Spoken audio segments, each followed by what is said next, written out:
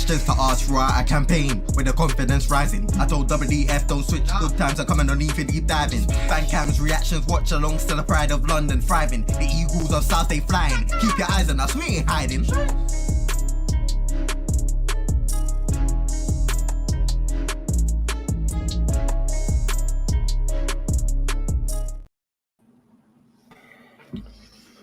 Good evening, peeps. Good evening. I look very dark because I have completely forgotten to set up my ring light. I might even grab that in a minute. This is the Everton match reaction. I think I'm more angry now that I've looked over the game than I was just yesterday. You know, JC, how's it going? I'm good. I just missed the game. I didn't watch the City-Chelsea game, so I guess I missed a good game in football. But you know, I'm not really too fussed about yesterday, because I think if we look at it in general, all season our defense has been so good and our attack is what has been lacking. But in this game, it was the other way around. So to me, it really just tells me that with Decore back against in our next game, with Elise probably being fully fit as well, then you know, I think that leaves us in a good frame of mind, really, because I think our defense has been so solid lately, and Decore has not been playing. I think we've played 2 games without Decore this season and we lost both of them. So it just shows how key he is to our midfield. Yeah. And our defense, so I keep getting sidetracked.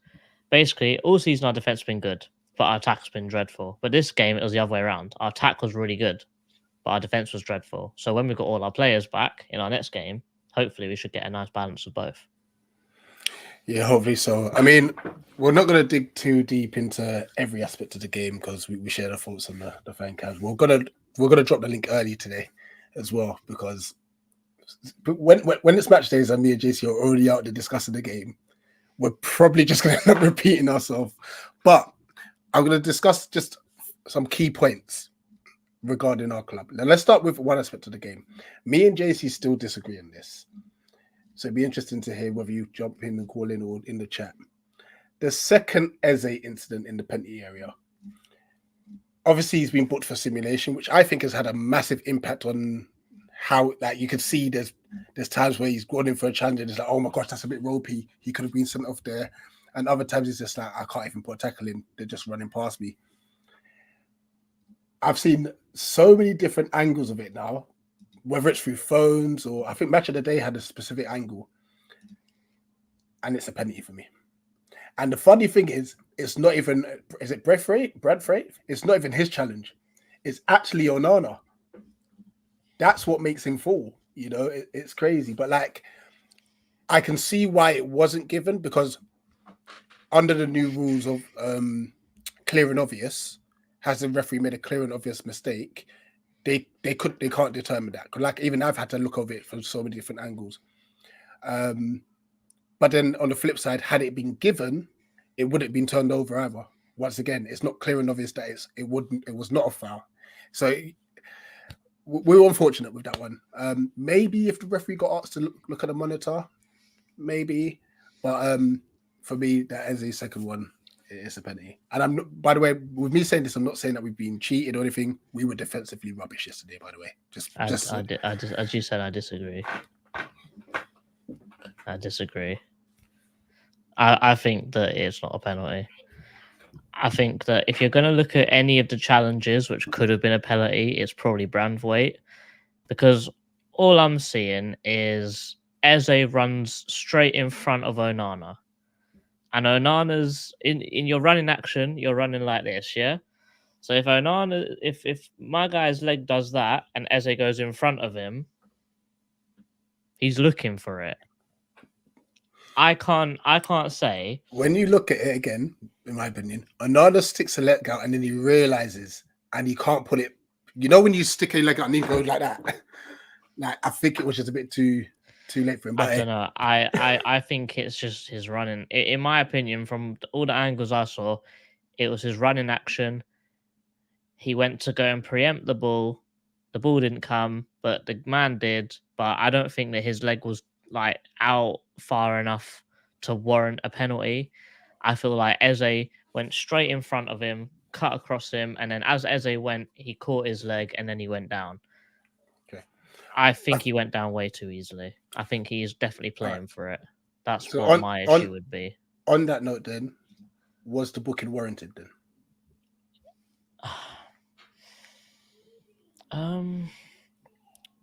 If it's a dive, isn't it? Yellow card. See, that's the thing. I don't think he's dived. I think he's been caught. So obviously, this is where we will differ. All right, we've got that out of the way. If it's not a dive, then he would have stayed standing up. But that's what I'm saying. But he's gone down because of contact. Well, what happened? Oh, I'm just seeing a clip now of Brozier getting taken out, and that wasn't a penalty. That's basically worse. For the penalty. Was that a penalty? Was Yeah, that the penalty that got given? Yeah, it's okay. given. Yeah, that was clear.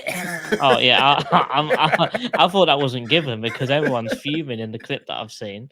All right, yeah, no, that was given. That was 98th minute or something silly like that. It was really late. No, 95th. Oh, Diaz. Right, it was a stupid challenge to make. But right, number 2, Will Hughes. Not good enough. Now the question is, why was he not taken off early? Because he was blowing. And you can see in that final clip where Idris Gana Gay, good finish from him, by the way. He's obviously fresh and he's bombed into the box. I don't know why. He's a DM, but fair play to him. And Hughes is pointing at Mitchell. And it's like, no, you've got to track your runner. You have to track your runner. You know, Mitchell does his best to get across and it's too late. Schlupp done the same thing a few times. He let the guy just run through and then Mitchell had to pick up for 2 people. Yeah, especially in the first half.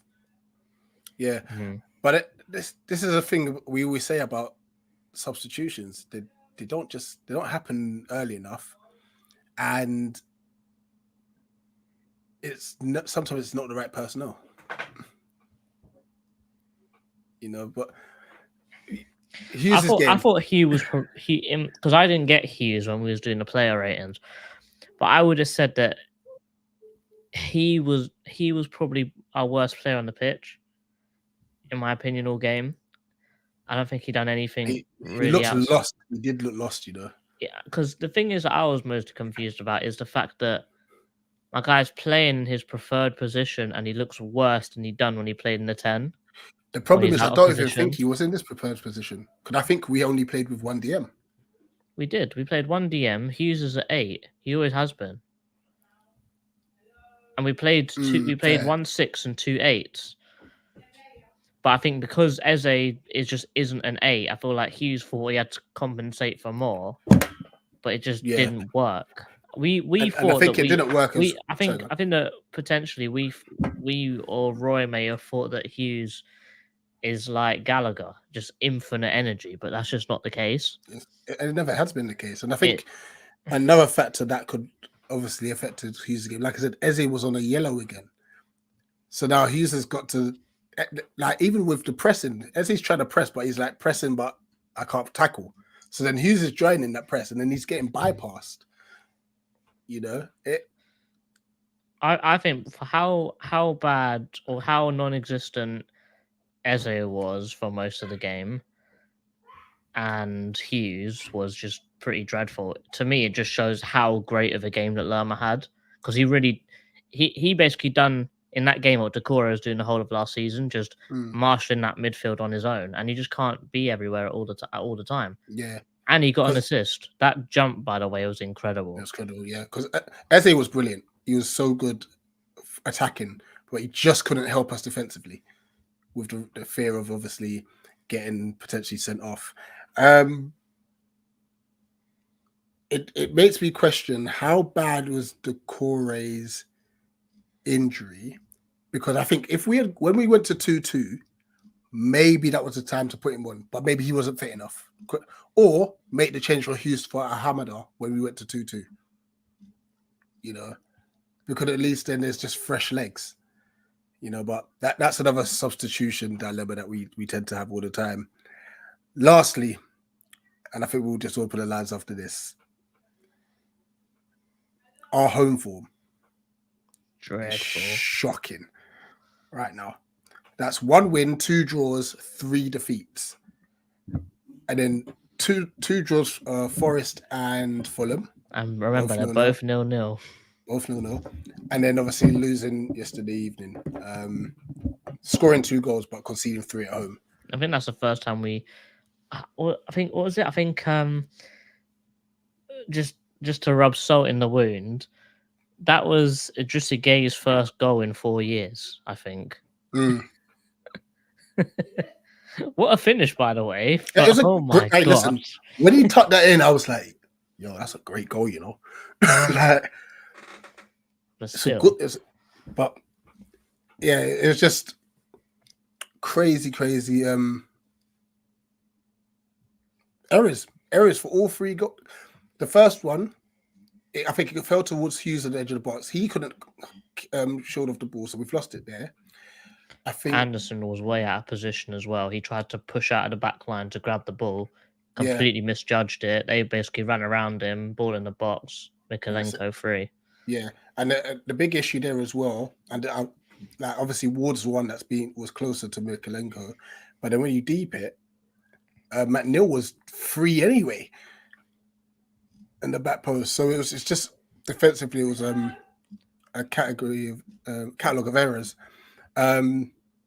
The second one, I think it just annoys me that it just fell to the ground, you know. That was lucky. But the thing is, I think when I look at it's hit the post and it's come out. Like we rolled our luck where it hit the post and came out, because it could have hit the post and got him. But then it was like there was about a queue of 3 Everton players waiting there. There was no Palace players. You know, and that's what I'm thinking. Wait, what? Like, are we actually marking? You know, and then obviously the last one, just ball watching. Like, so on a defensive standpoint for both sides, I think they'll say the same for the goals they conceded. It's just terrible defending all round for both teams, and they just run out with luck. Let's say a few comments, and then guys, if you want to jump in and share your thoughts, please do. Earth here saying Eze was definitely fouled in the penalty area for the second one. VAR should have told the ref to look at the monitor. Pass has been robbed. We lost to the better team on the day. Do not deserve the win. If you don't put away your chances, I think we definitely deserved a draw, though. We definitely deserved something out of that game. Disappointing result yesterday. Yeah, we need to talk about our finishing. We've only beaten Everton twice in 17 league appearances, according to Sky. We just don't do well against them. Disappointed by the defending result.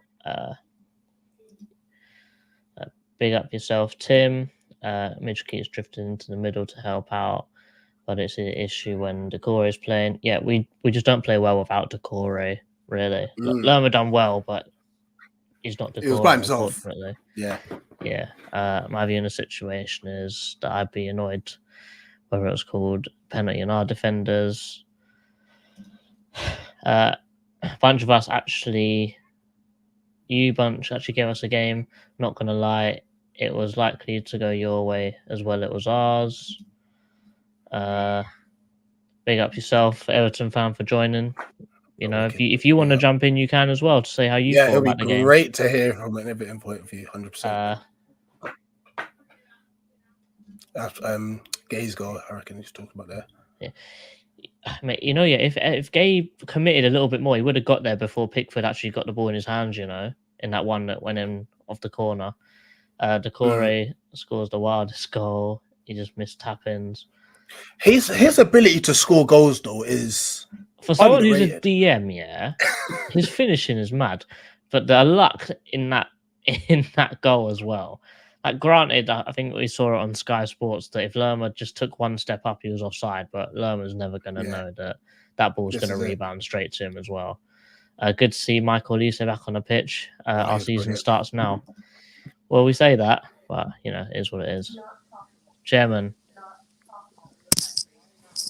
You all right? Yeah.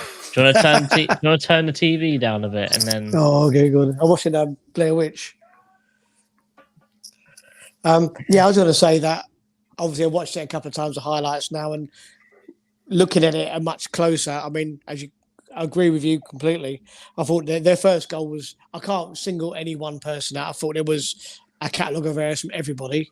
Yeah. I agree that the more you see it, the second penalty incident was never a dive. It's never should be booking, but it's one of them ones where if that was a given against us, we'll say it's very soft. Yeah. I think he probably grazed him, but he wasn't a dive. He definitely, two players made contact with him. So I think if he'd have given the penalty, it wouldn't have got overturned. It would have been overturned. Yeah, that's literally what it is the clear and obvious aspect of it. Exactly. I don't think if he'd have given the penalty, it wouldn't have been overturned. I think he would have gone for it. And the fact that he didn't give it, if it had gone to VR, they wouldn't have overturned it because it was so slight. The second goal, it was lucky, but as Jordan said, Lerma was playing everyone's side. But why was he the furthest person back? All the defence pushed up and left him standing there, didn't they? And the third goal, I mean, I completely blame Will Hughes for that because he was running with a guy all the time. And then when he got to the edge of the box, he's got to run in the box with him, isn't he? He can't just point to Mitchell and say, you take him. He's standing 10 yards away from him. He did the exact same thing against Villa when, was it Duran, I believe it was? If he had just continued his run, Duran wouldn't have been able to He wasn't touch type to Duran, was he? Yeah. He wouldn't have been able to touch and control the ball and shoot. You know? Yeah, totally agree. And I think with Decore as well, is that I don't think I'm guessing Roy thought he's not fit. He doesn't want to play him, but he's going to put him back on the bench just in case. But so if he can get away with not playing him, he gets another 2 weeks break now, doesn't he? Which makes him right. But when you go back to 2-2, and don't forget our second goal was a mistake by Tarkowski, who's letting the ball go over his head, and he thought the keeper was behind him. So and I thought we'd 4-6 minutes to go. I think it was 5-6 minutes to go. Roy thought, well, it's going to be 2-2 now, so okay, I don't have to put Decore on and leave him for another couple of weeks rest. So it was just we was unlucky, but it was a recipe for our own disaster, wasn't it? Really, we brought ourselves down. No, absolutely. Which is a shame. But we never beat Everton, ever. Yeah, we never do. And I don't think we can never underestimate the amount of fires Decore puts out in our team. No, we know that, don't we? Just through positional. Like, he would have identified all those issues. Yeah, I totally agree with you. I mean, when he was taken off at Burnley, obviously we saw the way our midfield started to fall apart then, isn't it? Yeah. But saying that, though, Lerma was so much better yesterday than he was against Burnley, wasn't he? You could see him really getting back to the kind of player that we bought, isn't it? Running around, winning headers, winning tackles. His and they were physical. Crazy. Yeah, I mean, they were very physical, but we just didn't have the physicality to compete with them. And obviously, when you're playing like one, I mean, Hughes does okay, don't get me wrong, but when it's that physical game, he's always one step behind. He's always lunging in. He's not like a proactive footballer. He's a reactive footballer, isn't he? He waits you to get the ball, then he'll lunge in. But rather than thinking I can intercept that, I can get him before him, that sort of thing, and drive the team forward. So that's the problem. It's just one of them things, really. It's disappointing, but it's Palace, isn't it? The games we should win, we lose. The games we shouldn't win, we win. that is the only way to describe it, isn't it? It's typical Palace. Right. Welcome, Tim. I think this is a perfect time because I actually sent out a tweet today. Oh no! And I think we need to have. What did it say, Rich? It basically said, fans, the Palace fan base is kind of like divided with Edouard. If we were to get a striker, who should we get and how much should we spend? First things first, though, before we get into that, Tim. I've been patient with Edouard. Yesterday's game tipped me over the edge a bit. I think we need a new striker. I'm going to say it. I think I think he'll make a good number 2. And I might eat my words.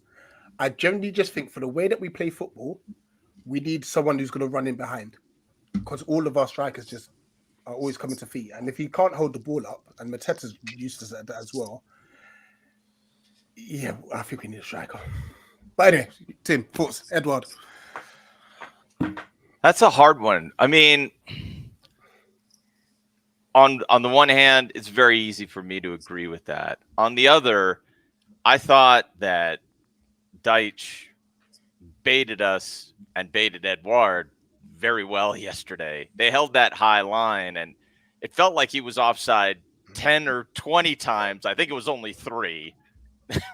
But they did. I mean, they caught him continuously, and that was very frustrating that he didn't learn after the first time. He's not the only one that got caught. IU got caught too.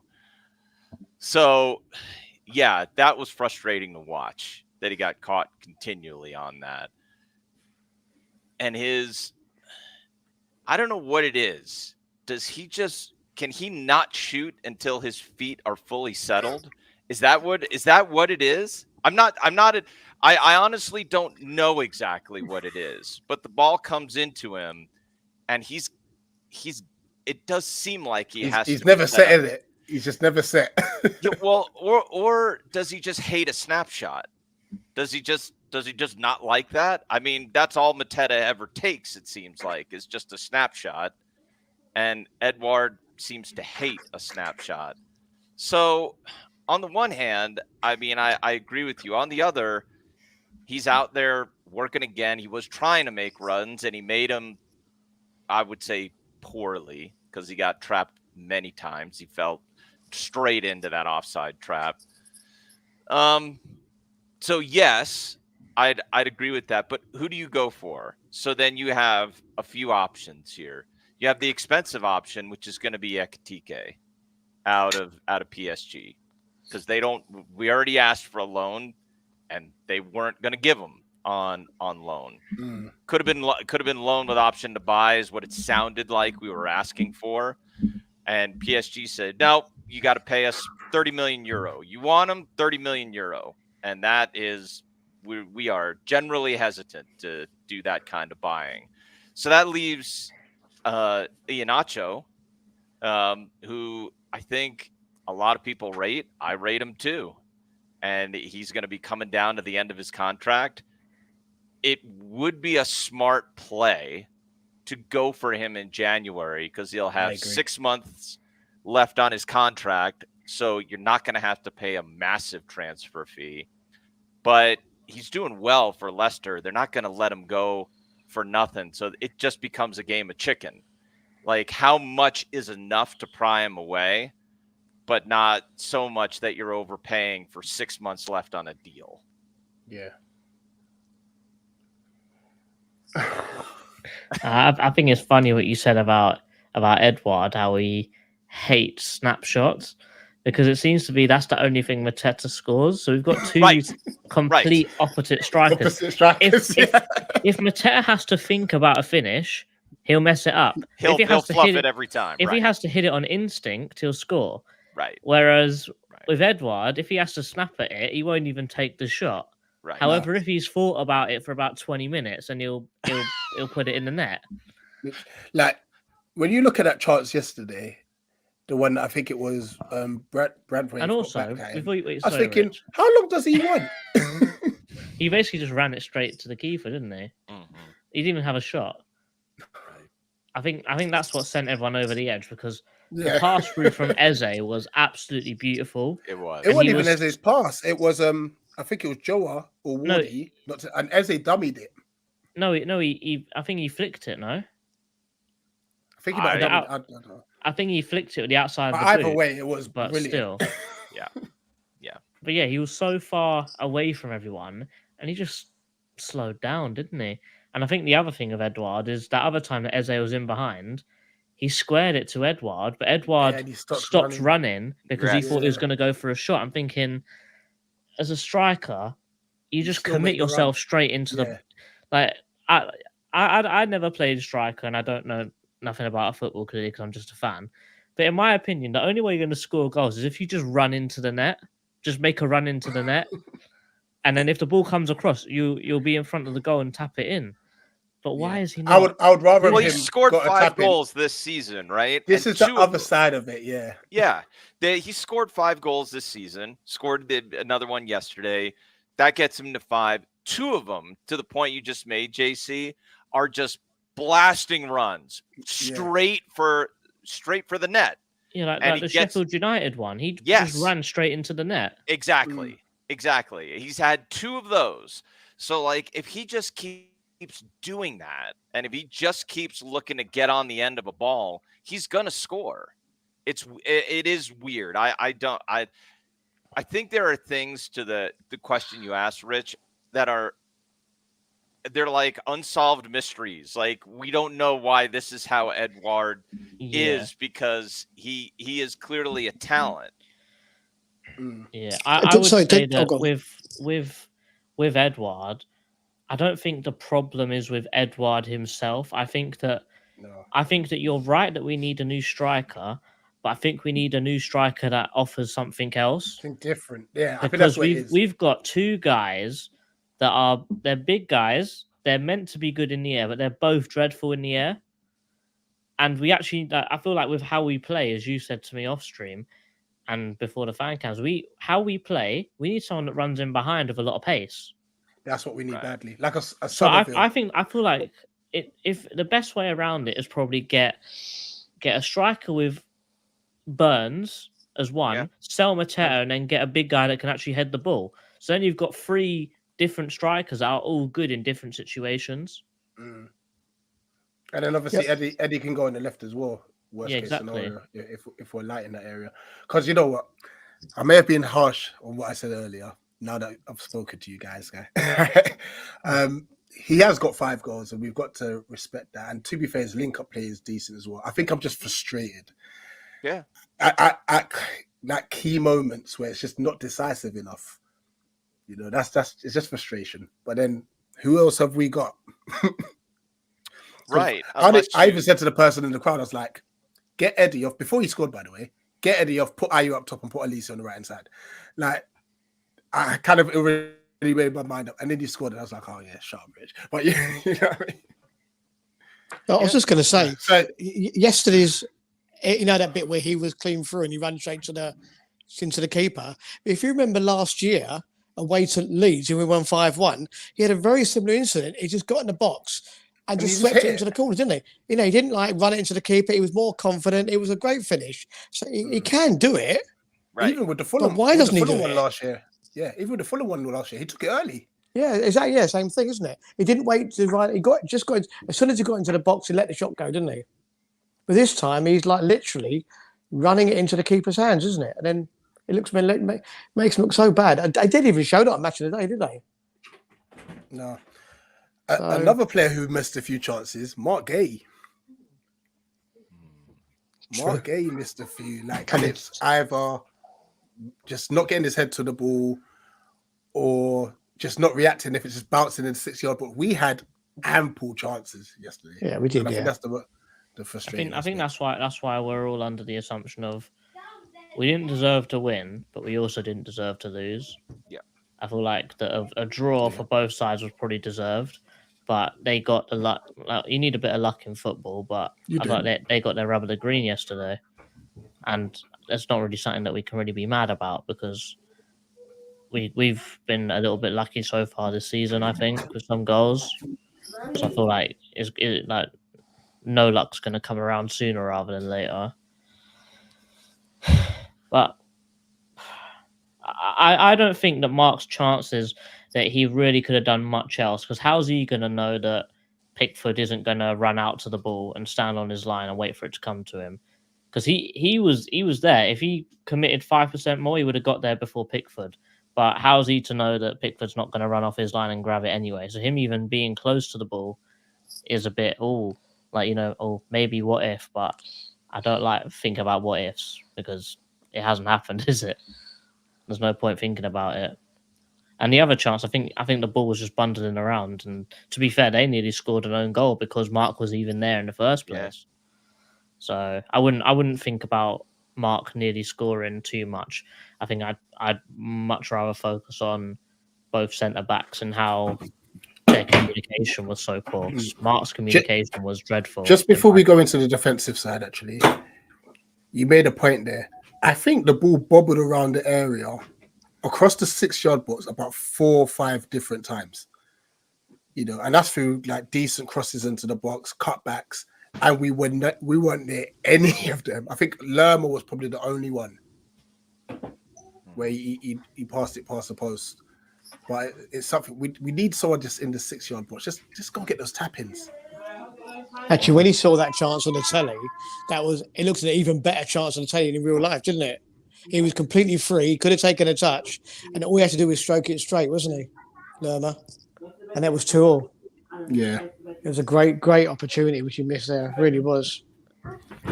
Yeah, it's such a shame because, like I said, we played so well yesterday. I think we did, yeah. I think we played so well. Elise being back is a massive breath of fresh air. He was outstanding. Can I give you a point on Elise for a second? Yeah, go for it. Because just something that I noticed, this is why I have a bit more hope coming out of the game, even as frustrated as I was.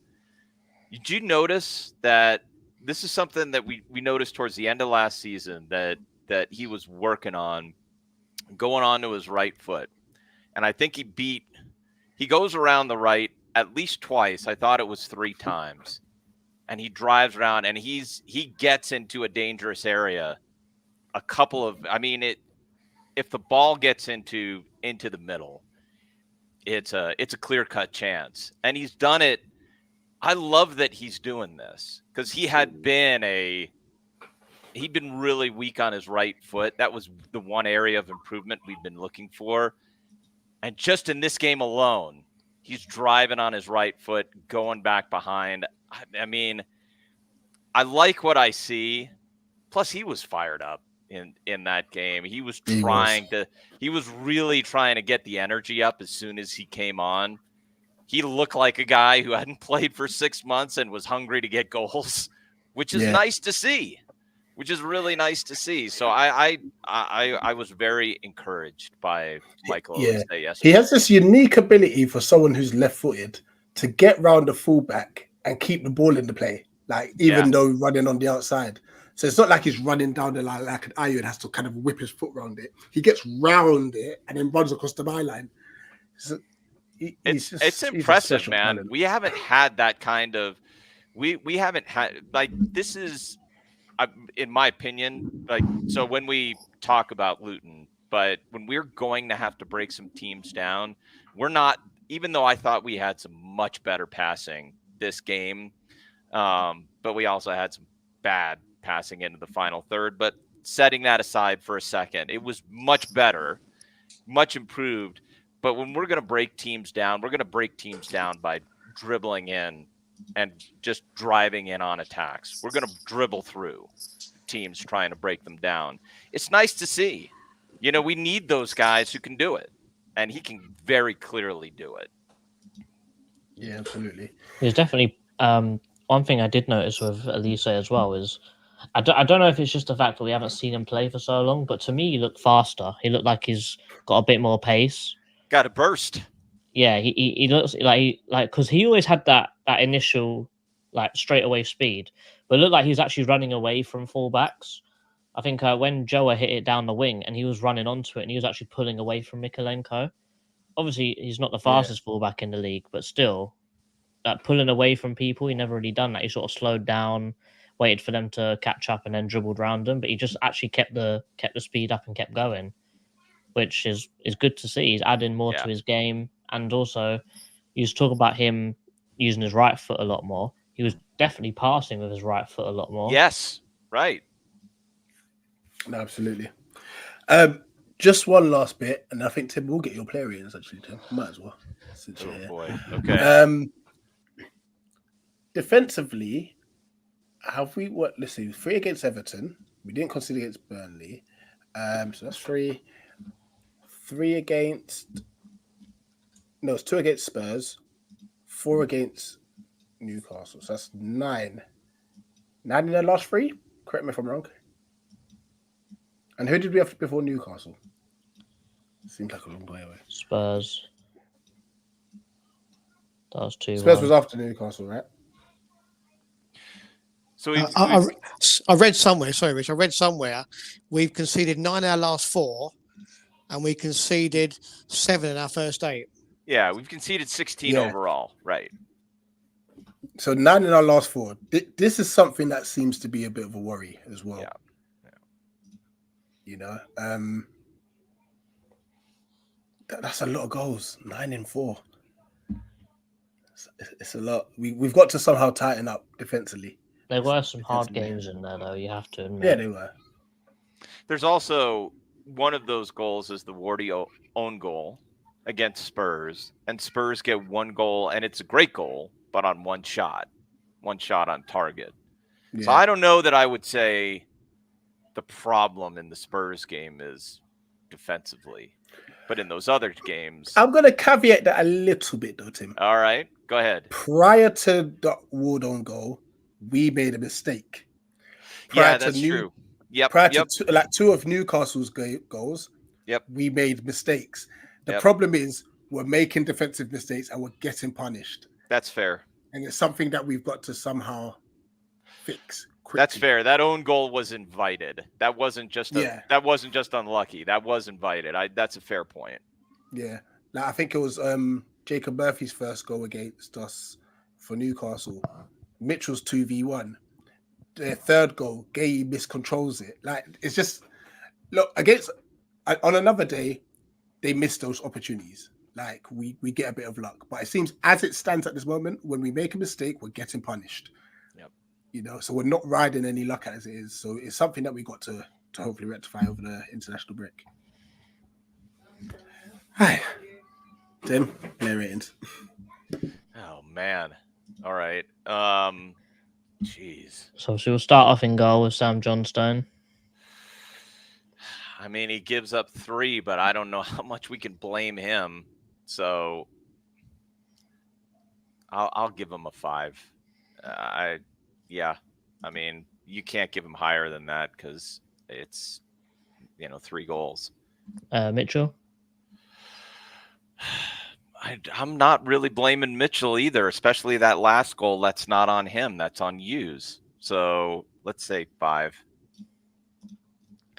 Mark. I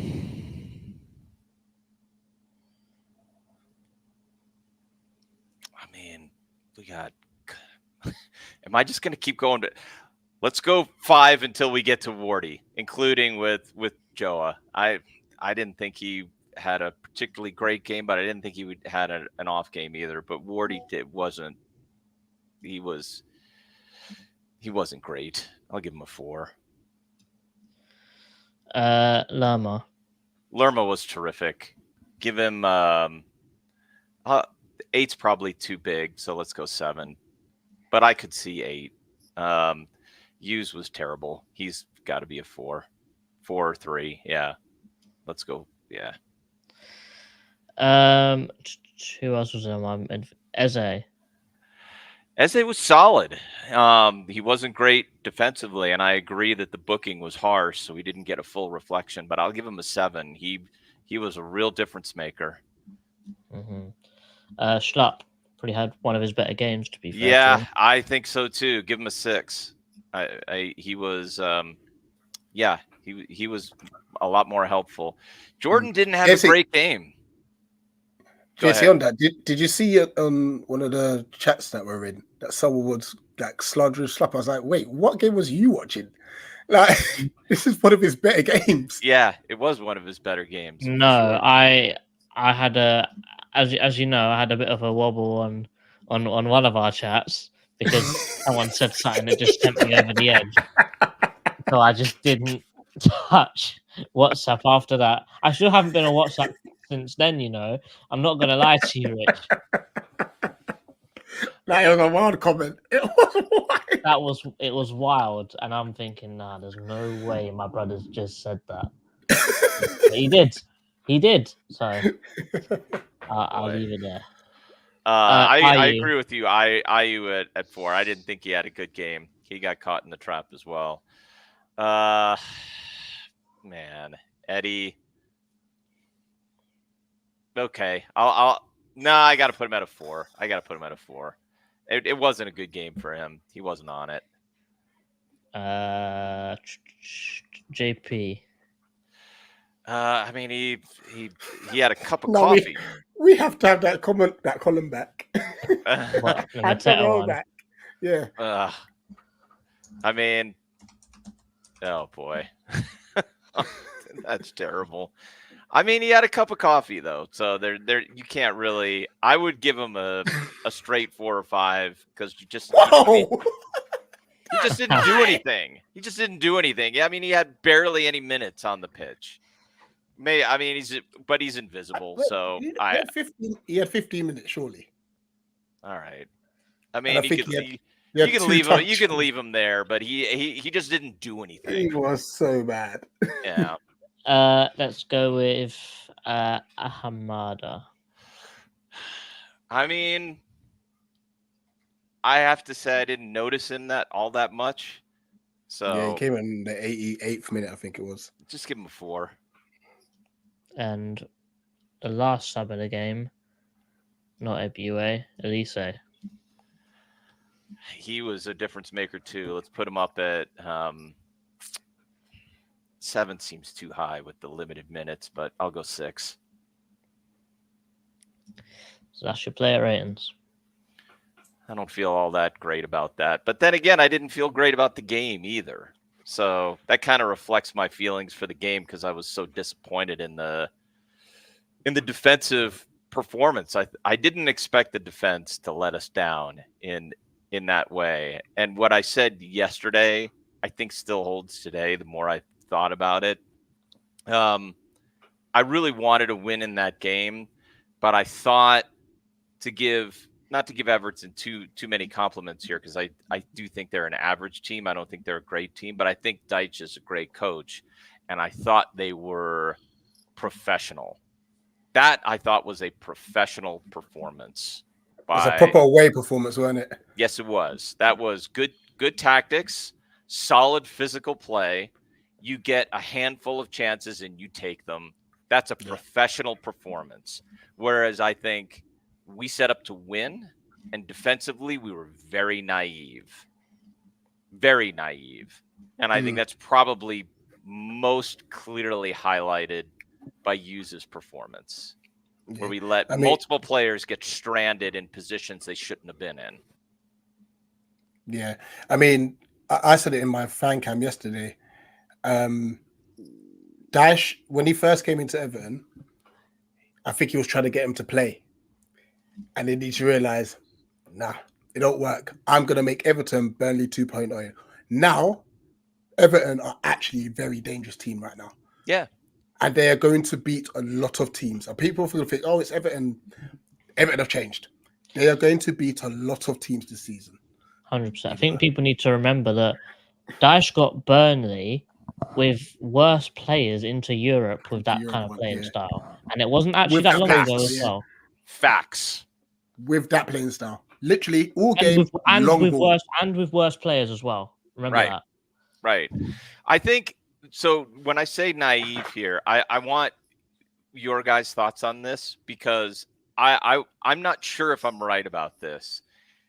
I think we keyed a lot on Dominic Calvert-Lewin, and he didn't get a huge number of touches. He was not the difference maker in that match that I thought he might be. I expected him to make a lot of runs and us cutting out a lot of balls on those runs. I'm not going to say he was invisible, but I think his presence, I think took away. Yeah. I think it opened us up. Yeah. It was, like I said, because of every time was just that long ball. Yeah. So we're obviously trying to win that first header. Most of the time we did. But because of it, and because he's taken away the attention of 2 of our players, Decore is free. Right. Harrison was free. McNeil was free. Mikalenko was bombing forward. I have to say as well, on top of that, is that the second that Calvert-Lewin came off and Beto came on, who's a different kind of striker, much more pace, much more. I think he's actually stronger than Calvert-Lewin. We had no idea what to do with him because we was purely set on focusing Calvert-Lewin. And we dropped off because of his pace. And that's where the little gaps were opening, where they played. They actually had a nice little passage of football after we lost the ball for their third goal. I don't know who picked it up. It might have been Beto himself, actually, who played it into to I think it Idris, was. you know, because all of a sudden, like I said, we've dropped off a bit because of better. That Dash, fair play, fair play. We got You know, dashed. Yeah. like I said, I think they've got United next. I think they beat them too. Well, he had a good record against Man United, even at Burnley, didn't he? Yeah. He's going to get them playing this exact way. And don't forget, with Arsenal, I don't know if Martinez and Varane are going to be back. Actually, but Harry Maguire does like a header. But And Varane was back during the week, was he not? Yeah. I think he was actually, yeah. But they're going to bypass that midfield. And Man United have an issue trying to get possession anyway. It's going to be like this, long ball constantly. And also, a problem that we have, that United have as well, I feel, they fall asleep at the back post. Yeah. And that's where they're going to get so much joy. You might find, actually, Harry Maguire might have a good game against him, because that's the Yeah, kind of thing he likes. I had to pause on the Maguire one, yeah. Yeah, because he's good at things like that. It's just when he put the ball to his feet, he's hopeless, isn't he? So if they keep knocking long balls to him, he'll probably have a really good game. So they probably do okay. But no, yeah, I agree. I think they are going to win a few games. I mean, a lot of the teams are just not going to battle them physically, are they? Yeah. You know, like likes of Sheffield United, Luton, Bournemouth, us. You know, they won't have that sort of physical battle with them, and they'll probably win them games. Yeah. So But that's four unbeaten for them in all competitions as well. yeah, was it? I think I'm including the cup. I think it's 5 wins and 7. I think they've got now. They've got 6 and 9. I mean, yeah. I mean, they came into this match in better form than we came in. And it wasn't really all that close in terms of the form. They came in confident, and it showed. This is a great comment.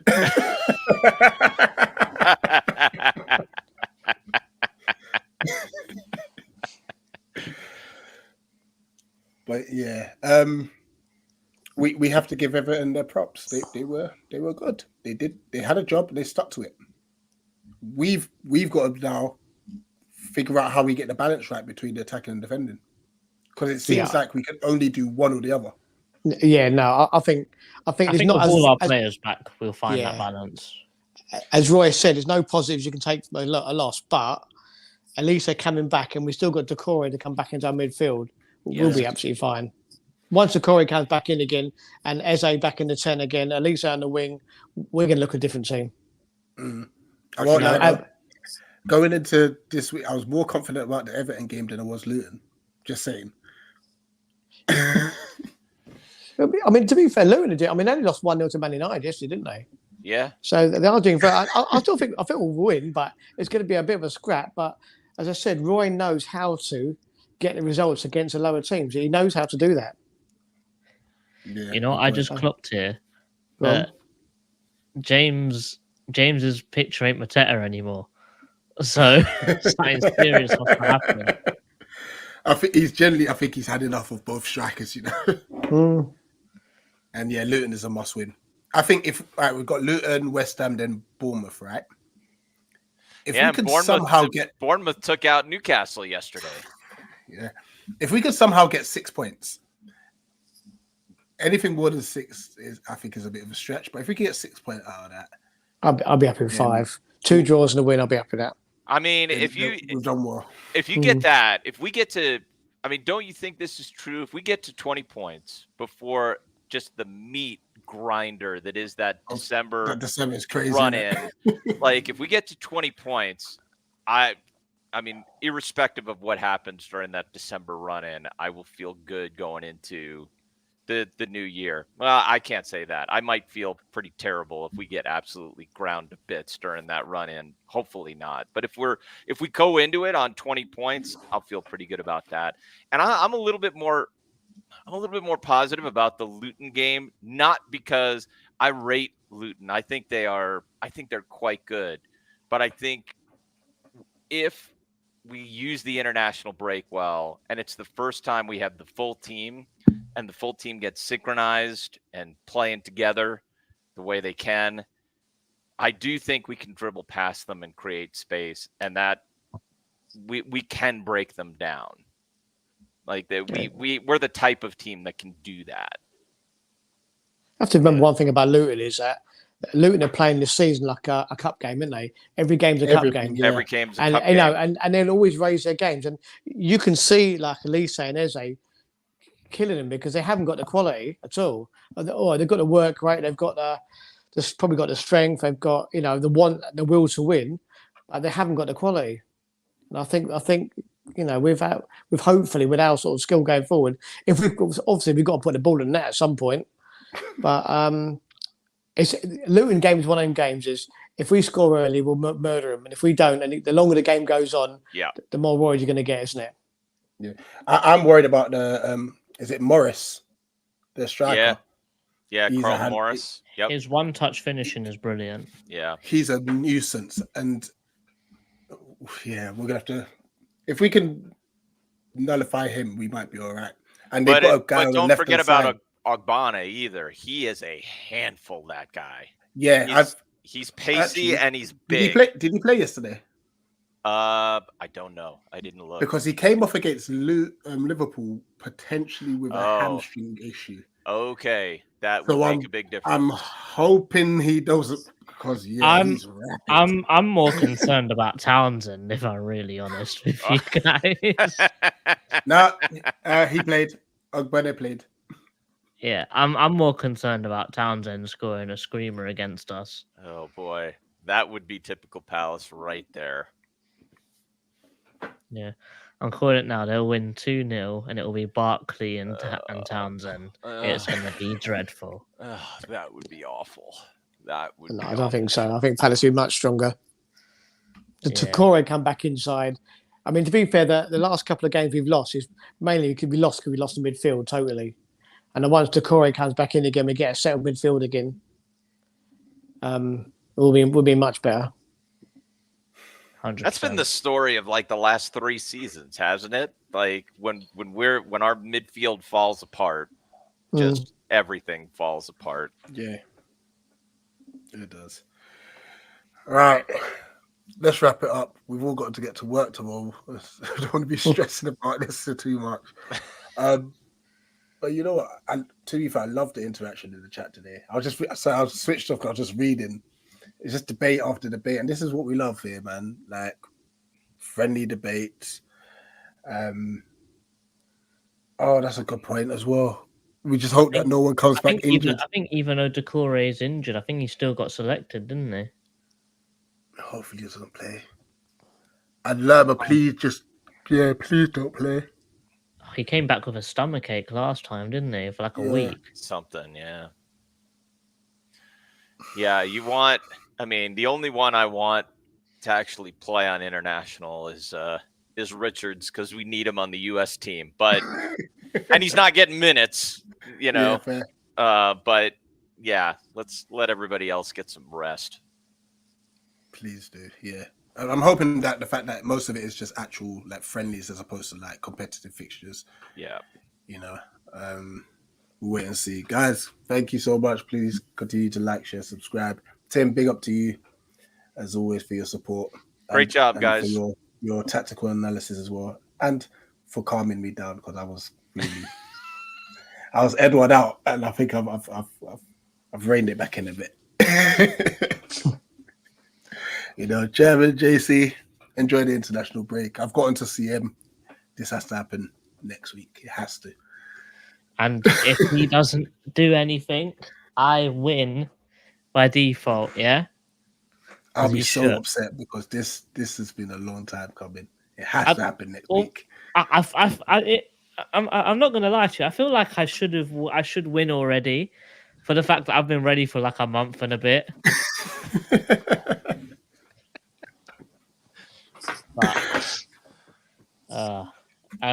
But for the outro today, I forgot to play it at the start. We have a new intro, so I'm going to play that for the outro.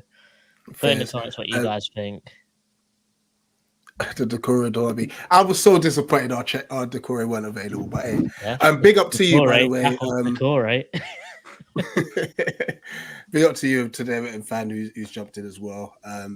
Drop a like and subscribe if you feel like doing it. But I appreciate your honest comments as well about your side, and about our side too. So you know, yeah, we hate Everton. We hate you. We just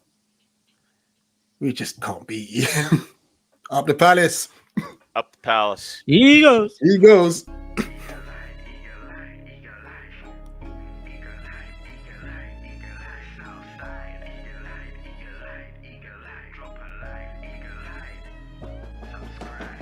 Questions to ask, right? I campaign with the confidence rising. I told WDF don't switch. Good times are coming on for deep diving. Fan cams, reactions, watch along. Still the pride of London thriving. The Eagles of South they flying.